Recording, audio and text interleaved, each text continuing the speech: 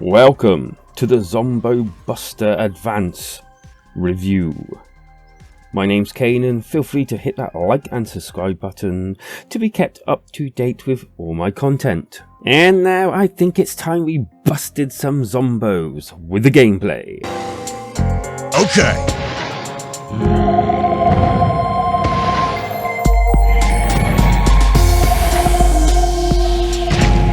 Firstly, let me start by saying, have you ever heard of a great game called Plants vs Zombies? A wonderful take on tower defense, and it had plenty of soul. I loved that game until EA came along and ripped that soul out and monetarized it and milked it for all it was worth, until it was left just a husk, kind of like the normal zombies within the game itself. However, Zombo Buster, to me, has brought that feeling when I first played Plants vs Zombies back again.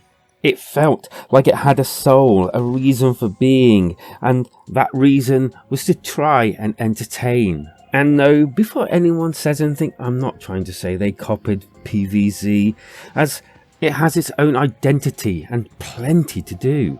Okay, so with that out of the way, let's get on with it. Points of interest. Firstly, you're playing on like levels of buildings, and you're kind of like in elevators, so you can only fit a certain amount of you in them. And as the game goes on, you gain more and more of these levels and elevators, and you can unlock more as and when you need to. Moving between them is quite simple. Click and drag, or click and move to the level you want to go to. And this kind of like is where some of the tactics come out, where you can only have like a certain amount, as I said, in each elevator, which means that you have to like plan on what you actually want in there to do the maximum amount of damage. And talking about damage, you unlock more troops as you progress, with snipers, flamethrowers, rockets, even ice bullets. And within this, it's all about either slowing them down, doing the maximum damage, or doing damage over an area, i.e. affecting more than one zombo at a time. And then to add to all of this, you get the special abilities like mines, shields, spikes, and even ones inspired by certain movies. I'm not going to say which, but it was quite funny when I discovered it. And then you can use coins or cash or whatever you want to call them to buy certain other better abilities, like a sword that cuts through an entire level, killing anything in its path. Extra energy, which is the stuff that you actually use to bring your soldiers out and onto the playing field. This is drip fed to you by an energy meter you can see down to the left hand side. And lastly, the extra energy, which basically is your lives. And when the zombies get to these doors at the end of their run, then basically they take one of those off you and, well, lose enough of them and it's game over. I have to admit, I loved the flow of this gameplay, and it even had end of section bosses, with each section seeing you in a different place. And although each place, well, it had its similarities, it still looked a little different enough to make you think you're somewhere else. And if that all sounds great to you, well, I'm not done yet. At the end of each level, you get rewards with coins, medals and badges. Badges can be combined to upgrade the levels and then used to upgrade your squad by upgrading their stats, like reducing their cost to bring them out on the playing field, or so they do more damage. Then you can upgrade your resources.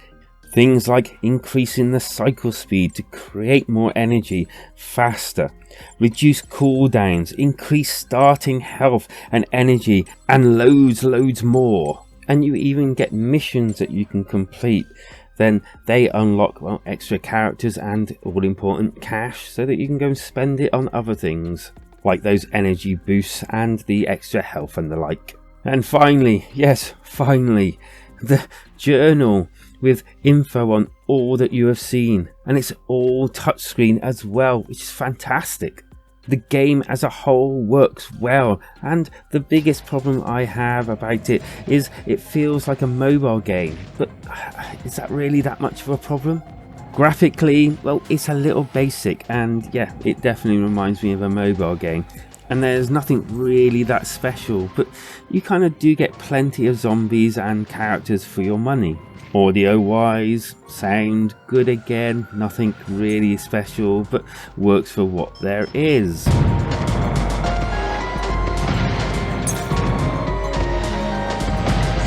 Get ready. The good, plenty to unlock, adding to value for money. I enjoyed the gameplay. The bad, I feel that a little bit more charm could have been added to the game. And now for that all important score. And for me and my personal view, I'm gonna give Zombo Buster Advance a quite respectable 4 out of 5. Priced really reasonable for what you actually get. Nice little gameplay, brought back a few memories, done quite well. And feel free to add your comments about it down below. And now, as for my alternative, I'm going to suggest OTTTD, or Over the Top Tower Defense. And yeah, I actually own this game. It's quite good, it's worth the money, and maybe worth checking out after you're done with Zombo. Anyway, hit that like and subscribe button, you know you want to keep up to date with all my latest, and maybe come and see us in the community Discord, because life is better when we switch together.